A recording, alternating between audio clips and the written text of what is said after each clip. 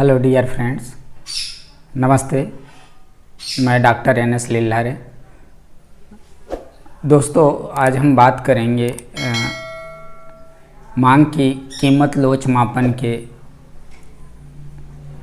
पद्धतियों में से आनुपातिक विधि और बिंदु विधि के बारे में। इससे पास्ट वीडियो में आपने ऑलरेडी देख लिया है कि मांग की लोच के मापन के जो कुल व्यय पद्धति है, जिसे हम टोटल एक्सपेंडिचर मेथड्स कहते हैं, उसको हम कैसे कैलकुलेट्स करते हैं। तो दोस्तों, जैसे आपको पता है कि मांग के लोच मापन के प्रमुख 3 पद्धति हैं। नंबर 1 परसेंटेज मेथड्स, जिसको हम रेशो मेथड भी कहते हैं, जिसको आनुपातिक विधि या प्रतिशत विधि कहते हैं। एंड नंबर 2 है पॉइंट मेथड्स, जिसे हम ज्योमेट्रिक मेथड भी कहते हैं, इसको हम भूमितीय पद्धति भी कहते हैं।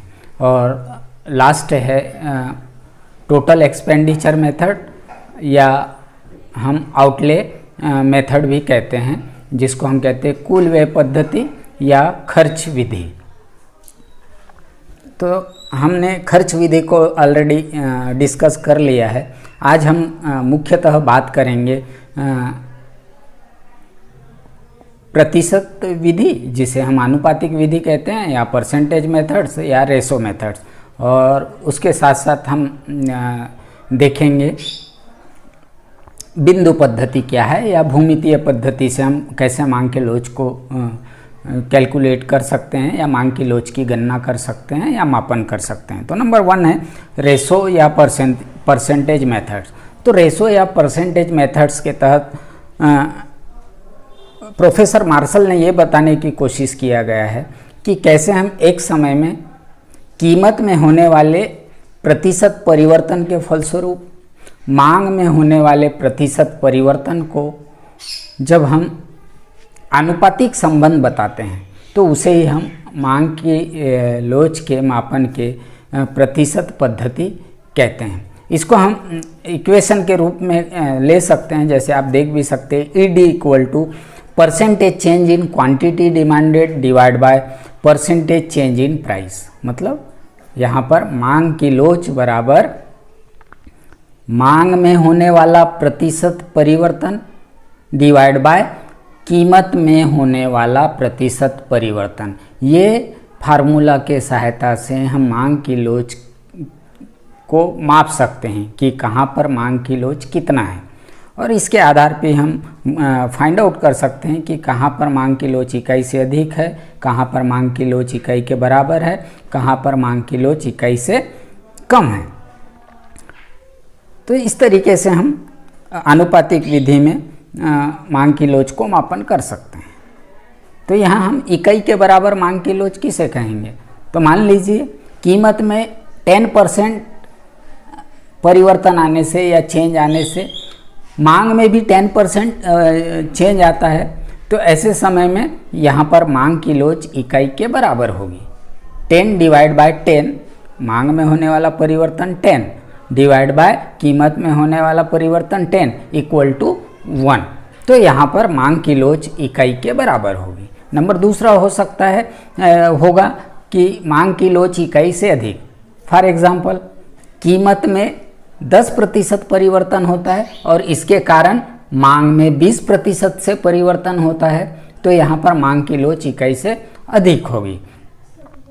तो 20 डिवाइड बाय 10, क्योंकि यहाँ पर मांग में होने वाला परिवर्तन क्या है? 20% है, और कीमत में होने वाला परिवर्तन 10% है। तो देन 10% है, तो यहाँ पर हम 20 डिवाइड बाय 10 = 2। तो यहाँ पर ED हो जाएगा 2, तो जो कि 1 से अधिक है, 1 से ज़्यादा है, और इसीलिए यहाँ मांग की लोच इकाई से ज़्यादा होगा। नंबर 3 है इकाई से कम मांग की लोच में क्या होगा कि जिस रेशो में कीमत में परिवर्तन आएगा, उससे कम रेशो में मांग में परिवर्तन आएगा। फॉर एग्जांपल, यदि कीमतें 10% से चेंज हो जाता है और उसके फलस्वरूप मांग में 5% ही चेंज आता है, तो ऐसे समय में क्या होगा? मांग की लोच इकाई से कम होंगे। तो इक्वेशन के तहत या फार्मूला के तहत जब हम इसको रखेंगे तो 5 डिवाइड बाय 10, क्योंकि 5 डिमांड में चेंज आया और 10 प्राइस में चेंज आया, तो 5 डिवाइड बाय 10 इक्वल टू 0.5 या हाफ। तो यहाँ पर जो लोच आया, ईडी आया 0.5 आया, जो 1 से कम है या 1 से छोटा है, तो इसलिए यहाँ पर मांग की लोच इकाई से कम होगा। तो इस तरीके से हम आनुपातिक विधि के थ्रू मांग की लोच को माप सकते हैं और बता सकते हैं कि इकाई से अधिक है, कि इकाई से कम है, कि इकाई के बराबर है।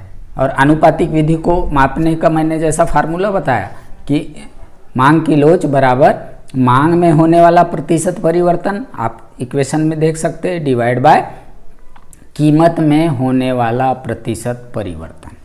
अब नंबर नेक्स्ट जो है वो है मांग की लोच के मापन के बिंदु पद्धति या ज्योमेट्रिक पद्धति, जिसको हम कहते हैं पॉइंट मेथड्स भी कहते हैं। तो इसके अंतर्गत हम मांग की लोच को कैसे माप सकते हैं? तो इसके अंतर्गत मांग की लोच को मापने के लिए हम किसी भी मांग रेखा को लेते हैं, चाहे वो लीनियर फॉर्म में हो या नॉन लीनियर फॉर्म में हो।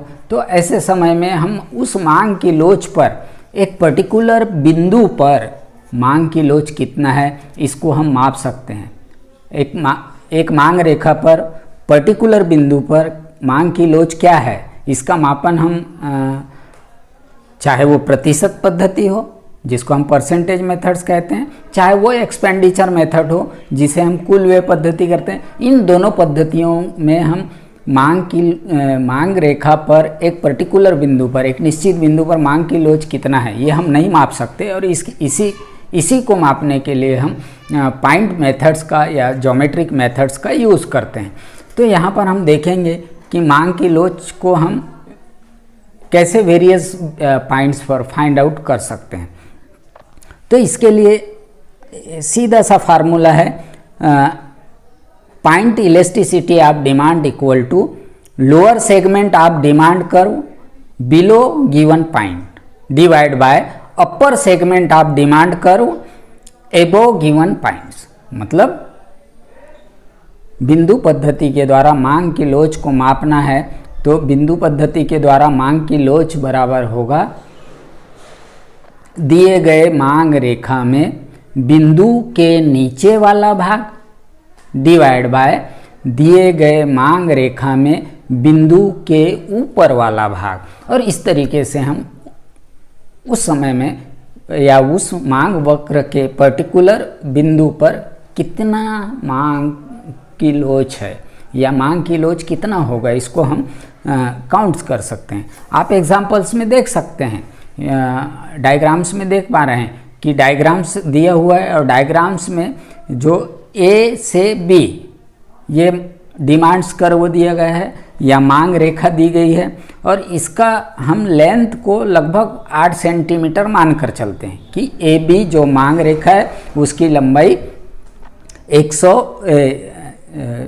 लंबाई 8 सेंटीमीटर है, और उसके बीच में P जो है वो मिडल पॉइंट है, P जो है मध्य बिंदु है, और P से लेके A के बीच मध्य बिंदु P2 है, और P से लेकर B के बीच मध्य बिंदु P1 है। तो यहाँ पर हम P, P1, P2 ये और B इन पॉइंट्स पे मांग की लोच को कैसे मापेंगे देखते हैं बारी बारी से। तो आप नंबर फर्स्ट देखेंगे बिंदु के नीचे वाला भाग डिवाइड बाय बिंदु के ऊपर वाला भाग। तो फर्स्ट जो पोजीशन है या पहली स्थिति है वो है P बिंदु पर मांग की लोच क्या होगा। तो P बिंदु पर मांग की लोच क्या है, तो P के नीचे वाला भाग, तो P के नीचे वाला भाग PB और P के ऊपर वाला भाग PA, तो PB डिवाइड बाय PA। अब जैसा कि मैंने पहले ही बताया कि P इस मांग रेखा का मध्य बिंदु है और इस मांग रेखा की कुल लंबाई 8 सेंटीमीटर है, 8 सेंटीमीटर है, तो PB से PB तक के लंबाई 4 सेंटीमीटर हो जाएगा और PA तक के लंबाई 4 सेंटीमीटर होगा। तो PB divide by PA equal to P B का लंबाई 4 सेंटीमीटर है, तो 4 सेंटीमीटर डिवाइड बाय 4 सेंटीमीटर बराबर 1। तो यहाँ पर जो मांग की लोच क्या होगा, इकाई के बराबर होगा। मांग की लोच इकाई के बराबर होगा।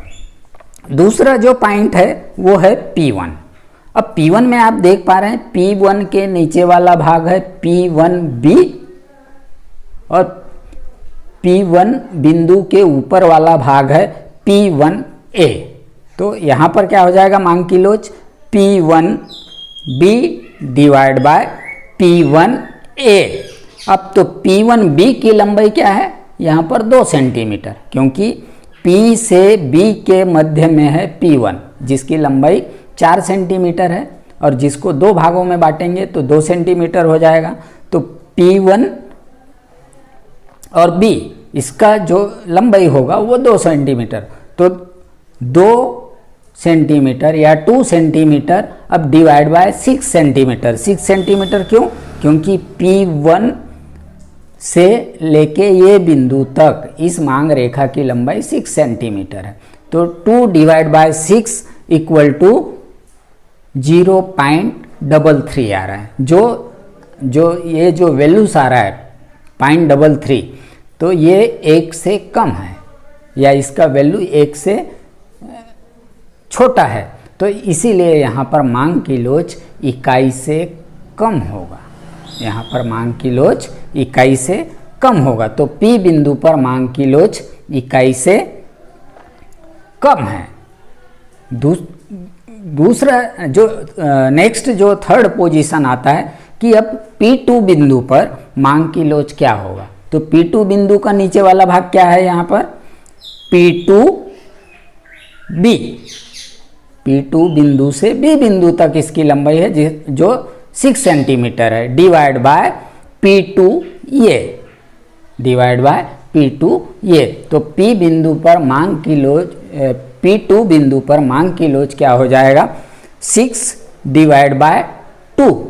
और यहाँ पर जब 6 डिवाइड बाय 2 को हम रिजल्ट लेंगे तो 3 आ रहा है, और 3 इज मोर देन 1। 3 का जो वैल्यू है या 3 का जो वैल्यू है वो 1 से ज़्यादा है, और इसीलिए यहाँ पर जो पॉइंट P2 है वहाँ पर डिमांड क्या होगा, रिलेटिव इलास्टिक होगा या मांग की लोच इकाई से अधिक होगा। तो देन इस तरीके से हम यहाँ पर P2 बिंदु पर मांग की लोच का मापन कर सकते हैं। देन ये बिंदु पर मांग की लोच क्या होगा ये हम देखेंगे। तो ये बिंदु पर मांग की लोच मापन के लिए आपको देखना होगा कि ए बिंदु के नीचे वाला भाग मतलब A से लेके B तक, तो A से लेके B तक जैसे कि मैंने बताया आपको कि 8 सेंटीमीटर इसकी लंबाई है। तो 8 सेंटीमीटर और ये बिंदु के ऊपर, अब ए बिंदु के ऊपर कोई नहीं है मतलब 0 है, तो 8 डिवाइड बाय 0, यहाँ पर क्या होगा फार्मूला 8 डिवाइड बाय 0। तो हम जब भी किसी संख्या में 0 से भाग देते हैं तो उसका जो आंसर होता है वो इन्फिनाइट आता है या असीमित आता है। तो इसीलिए यहाँ पर मांग की लोच क्या होगी, इन्फिनाइट होगी, ये जिसको कहेंगे हम मांग की लोच असीमित होगी, जिसको हमने नाम दिया है परफेक्ट इलास्टिक डिमांड, पूर्णतः लोचदार मांग, जहाँ पर मांग की लोच अनलिमिटेड होगा, जिसको हम माप नहीं सकते, जिसे ही हम कहते हैं पूर्णतः लोचदार मांग। कहाँ पर होगा ये, बिंदु ए पर होगा। और बिंदु बी पर क्या होगा, तो बिंदु बी को हम पोजीशन देखेंगे कि बी बिंदु के नीचे वाला भाग। अब बी बिंदु के नीचे वाला भाग मीन्स इसका वैल्यू आएगा 0, और बी बिंदु के ऊपर वाला भाग मतलब ए से बी तक, तो ए से बी की लंबाई है 8 सेंटीमीटर, तो 0 डिवाइड बाय 8। तो जब हम 0 को किसी संख्या से भाग देते हैं या डिवाइड करते हैं तो उसका जो रिजल्ट हमेशा 0 आता है। तो देन यहाँ पर 0 डिवाइड बाय 8 बराबर क्या हो जाएगा, 0। मांग की लोच 0 होगा, मतलब यहाँ पर मांग की लोच शून्य होगा या जीरो होगा, जिसको हम कहते हैं परफेक्ट इनइलास्टिक डिमांड। इसको कौन सा पोजीशन कहेंगे हम? परफेक्ट इनइलास्टिक डिमांड, या जिसको हम कहेंगे पूर्णतः बेलोचदार मांग। तो इस तरीके से हम पाइंड मेथड्स के थ्रू या भूमितीय मेथड्स के थ्रू किसी मांग रेखा पर जब विभिन्न बिंदु दिए होंगे तो उन विभिन्न बिंदुओं पर मांग की लोच क्या है, इसको हम इजीली काउंट्स कर सकते हैं या सरलता से माप सकते हैं। इससे पहले वाले वीडियो में हमने टोटल एक्सपेंडिचर्स मेथड्स को बताए हैं। यहाँ पर हमने कुल यहाँ पर हमने प्रतिशत पद्धति और आनुपातिक पद्धति का चर्चा किया, और इससे पहले वाले वीडियो में हमने कुल व्यय पद्धति का चर्चा ऑलरेडी कर लिए हैं। तो आप वो वीडियो देख सकते हैं आई बटन पर क्लिक करके, तो वो वीडियो आप गेन कर सकते हैं। तो मिलते हैं नेक्स्ट टाइम नेक्स्ट वीडियो के साथ। तब तक आप चैनल पर बनी रहिए और आप अपने पसंदीदा कंटेंट्स को देखते रहिए। दोस्तों, आप जब भी वीडियोस देखते हैं तो वीडियो को पूरा से पूरा देखिए, ताकि आपको समझ में आए। जिस भाग में आपको समझ में ना आए तो उसको रिवाइज़ करिए 1 टाइम 2 टाइम्स। आपको निश्चित है कि वो चीज़ें आपको समझ में आएगी। और आज्ञा दीजिए, धन्यवाद वीडियो देखने के लिए। मिलते हैं नेक्स्ट वीडियो में। Thank you.